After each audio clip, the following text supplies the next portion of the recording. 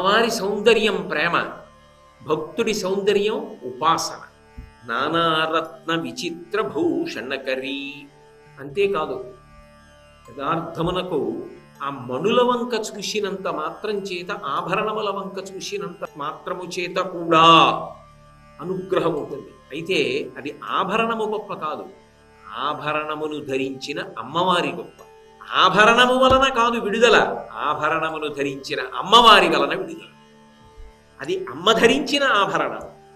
అందుకని వాటి స్మరణము, వాటి దర్శనము, వాటి సంబంధమైనటువంటి స్తుతి అనుగ్రహమునకు మార్గం. అందుకు శంకర భగవత్పాదులు దాన్ని తీసుకొచ్చి అక్కడ పొదిగారు. అందుకే నానారత్న విచిత్ర భూషణకరీ హేమాంబరాడంబరి.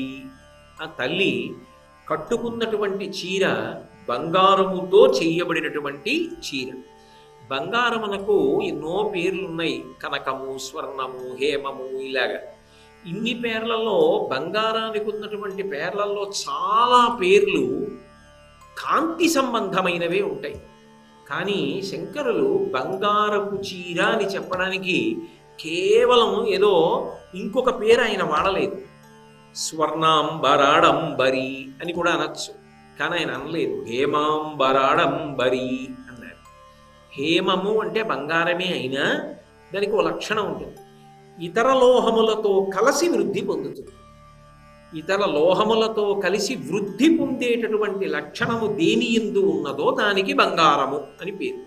బంగారం ఉందనుకోండి, శుద్ధ బంగారం తీసుకెళ్ళి మీరు ఏదైనా నగ చేయమంటే చేయరు. అందులో రాగి కలుపుతారు, కలపాలి. కొంత రాగి కలిపితే అది మీకు కావలసినటువంటి ఆభరణ విశేషంగా మారి వృద్ధి చెందుతుంది. వృద్ధి చెందుట అన్న మాటకు అర్థం ఏమిటి? నామరూపాత్మకం అవుతుంది. శుద్ధ బంగారం తీసుకొచ్చి అక్కడ పెట్టారనుకోండి, మంచిదే, నేను కాదని అంటలేదు, చాలా గొప్పదే బంగారం. కానీ దానితో ఆభరణం చేయడం సాధ్యం కాదు. దానితో ఒకటి కలవాలి, రాగి కలిసింది, ఇప్పుడు ఒక ఆభరణమైంది. ఇప్పుడు బంగారము బంగారము కాకన్నా ఆభరణముగానే ఎక్కువగా లోకంలో కీర్తింపబడుతుంది. కొనసాగింపు.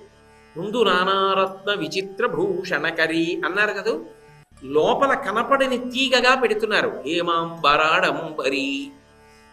ఇప్పుడు రాగి కలిసిన బంగారం వృద్ధి పొందుతోంది.